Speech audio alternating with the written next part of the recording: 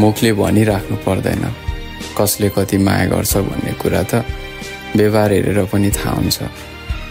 सम्बन्ध जोड्न सबैले चाहन्छन्, तर सम्बन्ध निभाउन सबैले सक्दैनन्। थाहा छ किन? किनभने कसैलाई देख्ने बित्तिकै मन पराए जस्तो सजिलो हुँदैन। सम्बन्ध जोडिसकेपछि उसको आनी बानी सहन अनि स्वीकार्न। त्यसैले त भन्ने गरिन्छ, सम्बन्ध जोड्दा देखेर होइन बुझेर मात्र जोड्नुपर्छ भनेर।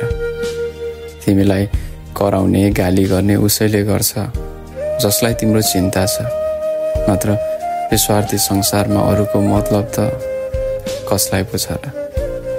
त्यसैले प्रेम व्यवहार राम्रो भएकाहरूसँग गर्नु, अनुहार मात्रै राम्रो भएकाहरूसँग होइन। किनकि जिन्दगी बिताउनलाई व्यवहार राम्रो चाहिन्छ, अनुहार होइन।